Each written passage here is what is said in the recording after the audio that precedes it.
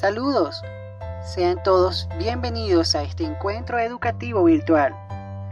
A continuación escucharemos un podcast moderado por el Dr. Henry Vallejo, quien pretende, a través de este medio, generar una ventana para la reflexión pedagógica.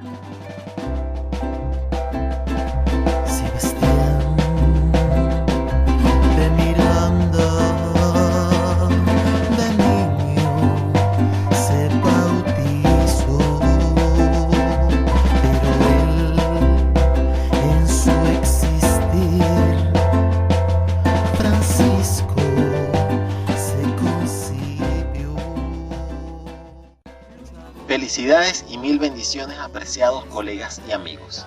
Siéntanse bienvenidos a este nuevo encuentro pedagógico virtual. Hoy vamos a abordar el pensamiento del gran educador y luchador social Luis Antonio Vigot, a partir de la oratoria de nuestra invitada de lujo, la doctora Belkis Vigot, rectora de la Universidad Nacional Experimental del Magisterio Samuel Robinson, quien además es hija del maestro de colonialista. La escuchamos, profesora. Adelante.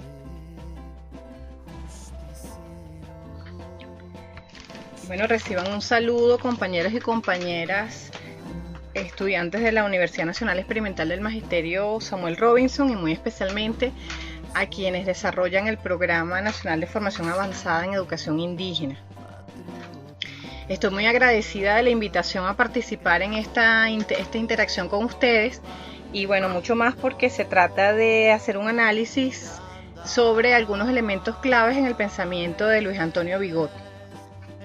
Bien, lo primero que me han planteado los facilitadores de este programa que trabaje con ustedes es un poco algunos elementos que nos pongan en contexto de cómo fue Luis Antonio Vigot como luchador social, cuáles fueron sus inquietudes y sus intereses, y cómo eso se relacionó siempre con el proceso educativo. Bueno, tengo que iniciar planteándoles que Luis siempre fue un militante de la izquierda latinoamericana. Primero en su lucha contra la dictadura de Marcos Pérez Jiménez, y luego su enfrentamiento importante frente a la traición que Rómulo Betancourt había hecho a lo que eran las expectativas de liberación del pueblo venezolano en la década de los 60. Y a partir de esa militancia permanente, él logra establecer siempre una relación muy sentida, muy fuerte con lo que era su propia práctica como educador, ¿no? Lo primero que desarrolla es una fuerte solidaridad internacional con los procesos de liberación. Por eso su relación con la educación cubana y con la educación nicaragüense, dos de las revoluciones latinoamericanas más importantes, y participa en ambos casos en proyectos educativos, por ejemplo, con Cuba en la creación del Instituto Pedagógico Latinoamericano y del Caribe, en los procesos de alfabetización de la República Nicaragüense. Es decir, siempre estuvo vinculado a lo que eran los procesos de liberación en todo nuestro continente.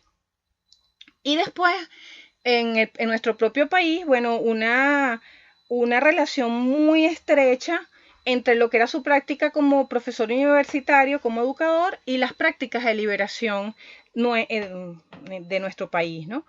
En principio, siempre constituyó un frente de denuncia contra las injusticias sociales que vivía nuestro pueblo, acompañando desde la lucha estudiantil y la lucha de los maestros venezolanos en relación a sus derechos sociales, políticos, etc. Además de una profundidad, yo creo que en la visión del desarrollo de una educación que nos fuera propia, de una propuesta educativa que estuviera directamente vinculada con las raíces culturales de nuestro pueblo, ¿no? Y en ese sentido desarrolla, yo creo que dos cosas muy importantes. Por un lado, un conjunto de métodos para analizar el sistema escolar venezolano, que publica en un libro que lleva ese nombre, Métodos de Análisis de los Sistemas Escolares, y que es una referencia para los que quieren hacer un análisis sistémico y sistemático de nuestros sistemas escolares, ¿no? Luego, bueno, todo un conjunto de metódicas de investigación vinculada con la investigación-acción militante para la construcción de redes comunitarias, redes socioculturales que permitieran dar y construir un nivel de organización del pueblo para la emancipación, para la liberación. Y otro aspecto que va a ser central en esa relación educación-liberación es una valoración permanente de la cultura y la educación popular como los referentes fundamentales para el desarrollo de una educación que de verdad contribuya con la emancipación de todos y todas. El segundo aspecto, o el tercero, hablaba de la solidaridad internacional, hablaba de la relación educación-liberación, y ahora les planteo que otro elemento fundamental de esa vinculación de la lucha social y la educación tiene que ver con la visibilización de nuestras fuentes identitarias, fundamentalmente de la fuente de la cultura indígena como referente fundamental para lo que somos los venezolanos y de las comunidades afrodescendientes como otra de las características que nos definen como pueblo. Y les comento que sobre sobre esas dos áreas, desarrolla tres proyectos en su vida, desarrolla tres proyectos bastante interesantes. El primero de ellos es el desarrollo de la educación universitaria en el territorio federal Amazonas a través de llevar a ese territorio los estudios universitarios supervisados. Formar educadores, lo hacía desde la Universidad Central de Venezuela, pero unos educadores que a pesar de que formaban parte del circuito occidental de educación, siempre estaban estudiando sus propias características educativas y culturales. Es decir, que a pesar de utilizar los métodos que en ese momento la Escuela de Educación proponía como las alternativas para el desarrollo de investigaciones educativas, siempre estuvieron relacionadas directamente con lo que eran las características propias de ese territorio. El segundo proyecto fueron los talleres de cultura afrodescendiente, hasta crear una red de comunidades afrodescendientes en Venezuela, acompañado de Jesús Chucho García, que bueno, fue su alumno y su compañero en este proceso de formación de unos referentes definitivos para comprender lo que significaba la herencia africana en nuestro país. Y en un tercer aspecto vinculado directamente con nuestra cultura fue la creación de la red de artesanos. Fue un trabajo que desarrolló dentro del Ministerio de la Cultura y fue una primera aproximación de organización de esos equipos de hombres y mujeres que, bueno, hacen de la actividad diaria las respuestas culturales que forman parte de nuestra realidad concreta. En el libro que lleva ese nombre, El educador neocolonizado, Luis Antonio Vigo hace una caracterización concreta de cómo es ese educador. Lo primero que nos plantea es que el educador neocolonizado es un educador zombificado, es decir, es un ser humano que está vivo, pero que en el fondo desde su práctica pedagógica está muerto, ¿no? Es un educador tedioso, incomprensible, sus alumnos nunca lo comprenden, siempre hay un mito alrededor de eso. Es un hombre o una mujer amargado que va a su trabajo sin sentido de la felicidad que supone la labor diaria. Tiene su centro en vivir el momento. Entonces es un sujeto, un educador que de lo único que se preocupa es de si le pagan poco o mucho, de la rutina escolar, de la relación con la burocracia, si lo comprende el director o no lo comprende, si el supervisor es de una manera u otra. Es decir, no logra superar esa centralidad en lo aparente y por supuesto no logra profundizar en los elementos que son propios del desarrollo de una práctica educativa liberadora, ¿no? Segunda característica del educador no colonizado es que tiene una incapacidad para el autoaprendizaje, es decir, justifica toda su falta de formación en que no lo ha formado otro. No toma decisiones en relación a la lectura o a participar en programas de formación por su propia iniciativa, sino que siempre está esperando que haya un Ministerio de Educación que lo forme. Tercera característica, no investiga su realidad ni propone soluciones pedagógicas ni sociocomunitarias. Es decir, puede ser que consuma investigación educativa, pero generalmente es una investigación educativa que no tiene nada que ver con las características propias de la educación latinoamericana y, por supuesto, en ningún caso desarrolla una práctica de investigación, sino que sencillamente consume información que otros han investigado. Y esa información, además, generalmente está sujeta al hecho exclusivamente didáctico, es decir, tiene muy poca información y muy poca formación en relación a lo que es la filosofía de la educación o los elementos políticos que rodean a la educación y que la definen. Otra de sus características es que no tiene identidad nacional, está profundamente desarraigado cultural y desde el punto de vista de su identidad territorial, pues bueno, incluso la llega a despreciar. Él caracterizaba a ese elemento con una característica clásica, que es un sujeto pitiyanqui, es decir, está pensando no en las lógicas propias de nuestro país, sino todo el tiempo está vinculado a los esquemas de consumo norteamericanos o a las modas educativas de los países nórdicos, etcétera, etcétera. Por último, y quizás una de las características más duras de este educador es que él naturaliza la neocolonización, es decir, ese educador justifica las jerarquías de poder.